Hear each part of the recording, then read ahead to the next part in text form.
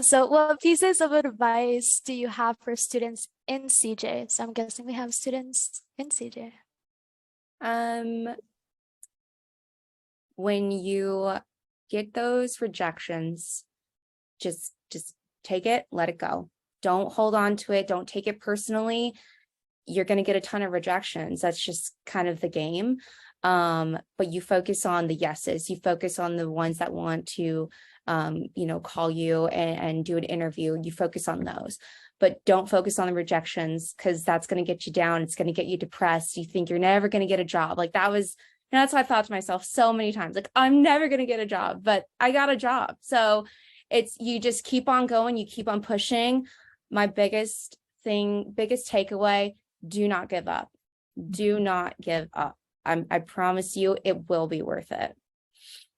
I want to say, like, I totally agree with Brittany, but my other advice is you don't have to take every job that's offered to you. If you have a really bad feeling about it, say no. Like, for instance, the place that interviewed me 4 times for one position, then they interviewed me 2 times for another position, and then 2 times for another position. I had like 7 or 8 rounds of interviews with these people, and they still couldn't make up their minds. And the recruiter reached out to me, and she's like, well, do you want to have an 8th or 9th interview with these people? Like, honestly, and she was amazing. She's like, I really don't think you should. I think you should move on. I'm like, I agree with you. I'm not going to do it. And then later, a few weeks later, I got a great job where the hiring process, which much better, paid better, better benefits. And it's like, if you have a bad feeling about something, don't ever feel desperate. Like, you are worth it, and you don't have to put yourself in a bad situation, and people deserve your respect in the hiring process, and your time is valuable. So, if people are wasting your time, that's a pretty good indicator of how it will be like to work there. I completely agree with Julia. Yeah, absolutely. I think the advice that I give for CJ is, and it kind of transfers over to life after CJ, is everybody always hears about like imposter syndrome.